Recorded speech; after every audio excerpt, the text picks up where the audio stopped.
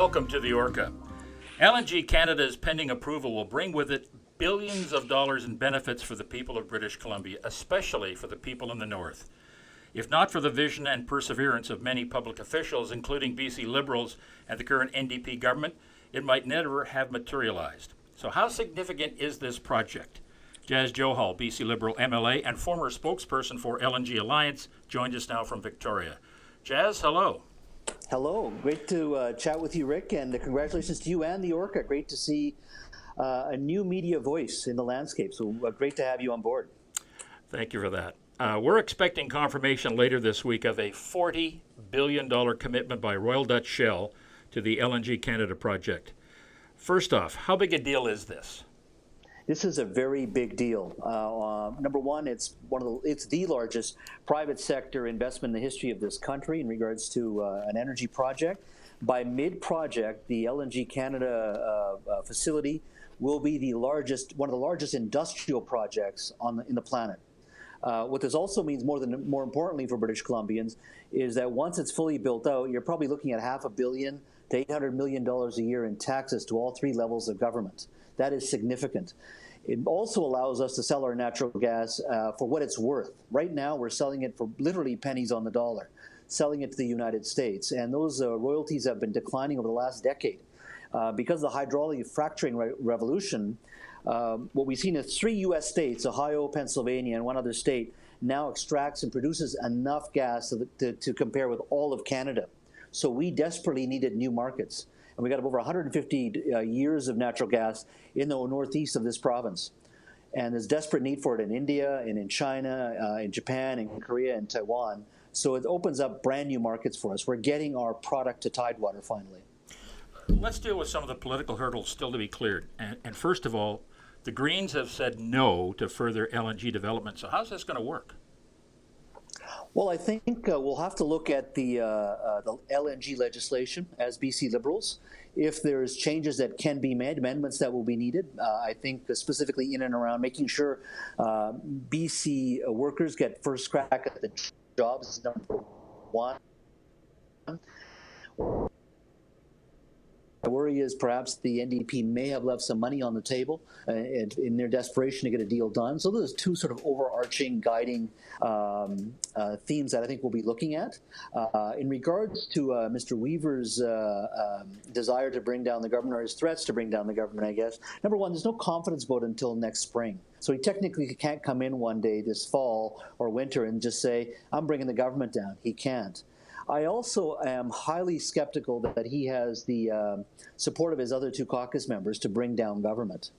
So this really is going to come down to the BC Liberals deciding whether or not this is a good deal for British Columbians. We, of course, support LNG. We support responsible resource development. Any project that goes through a robust regulatory regime and has the support of First Nations, non-First Nations communities. And this has been a 5-year process. This doesn't happen over the summer, over the course of a year. This is 5 years of hard work that the industry, the First Nations and non-First Nation communities have gone through, that if we feel that those sort of boxes have been ticked off, we would support it. But we want to look at the devil's in the details, so we want to look at what this legislation looks like. You also mentioned a political hot potato, which is fracking. Environmentalist conservationists are death against fracking. How do you get that through? Well, first of all, we've been hydraulically fracturing in this province for 60 years. If you're paying a Fortis bill, that's fracked gas mostly. If you're firing up your barbecue over the summer, that's fracked gas. We have, for 60 years of hydraulic fracturing, a great record when it comes to safety, great record in regards to no case of contaminated drinking water. And I might add, in the early days of the United States, there were mistakes made. But under the Obama administration, they did a thorough investigation of hydraulic fracturing. And under the Obama administration, they felt that it was safe, and they were going to continue to do what they were doing. But there was no doubt in the early days, the wells were not deep enough. There were some safety issues there. You see that when people think hydraulic fracturing, they think of that traditional picture of the lighter underneath the faucet and it lighting up. In that particular case, that well wasn't deep enough, and it was placed in a methane pocket. But that's not how hydraulic fracturing is done. But I think that the public perception, and certainly the NDP and some of their proxies, in my personal opinion, haven't helped in pushing out all this misinformation. So that was a challenge when I worked for the LNG industry, was every day I came into work, having to fight this misinformation. So we had to be very aggressive in regards to educating the public, and that means a lot of meetings at the local level, a lot of luncheons with chambers of commerce, a television ad campaign, a radio ad campaign, a print and online campaign. So that after 2 years that I was a spokesperson for the industry, we held our poll numbers, and that was very important for us. There was generally majority support in this province for LNG, and we wanted to make sure that support remained with good, solid information. It's been a tough, hard slog. It's not easy. And this is a testament to the industry, to government, First Nations, non-First Nations community, and organized labor as well, including groups like the ICBA and many other organizations that were in the forefront, making sure their members were involved and that the public were educated. Some of the critics also claim this project will actually increase BC's greenhouse gas emissions. What do you say to them? Well, I think that's a legitimate question, and I think if you look at the numbers, that's true. But I guess if you have to ask yourself, is British Columbia as a jurisdiction representing 4.5 million people, roughly equal to 1/4 the size of the city of New Delhi, 1/5 the size of Beijing, are we going to win climate change just within this jurisdiction? Climate change is a global issue. India and China represent about 40% of humanity. Asia collectively represents 60% of humanity. The combined economic output of Asia surpasses that of Europe and North America combined by the mid-2020s. They are rapidly industrializing. Their development model is the same development model that we've had here in Canada, the US, UK, and Europe. Essentially, the North Atlantic countries. And we can, as the West, somehow tell them, you can't raise your standard of living, China or India. You can't take your communities out of poverty. You know, when the British first arrived in India, it represented 24% of the global economy. When the British left, it represented 4% of the global economy. They are rapidly industrializing because they have to. They have 1.2 billion people to feed and find work for. We have to collectively get India, China, the United States, Europe, Brazil, Indonesia, and Pakistan, 6 or 7 countries alone, if you think about it, are half the world's population. Getting them off coal right now, I think, should be a bigger priority. As we move to the Rio renewables, I absolutely agree. We need to get to wind and solar and battery power. That's where we need to be. India and China are doing both. I was a bureau chief for Global Television in both countries. They are doing both.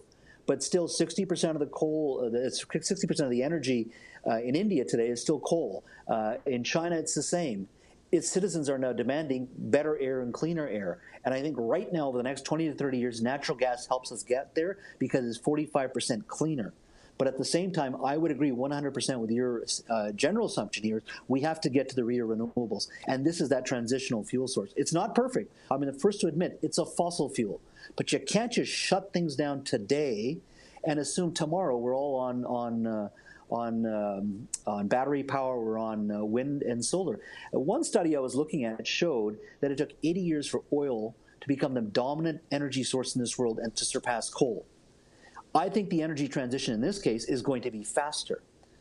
But we have to make that transition with natural gas. We also have to remind ourselves that we have 7.5 billion people on this planet today. We're expecting 10 billion by 2050. So not only do we need cleaner energy, we actually need more energy.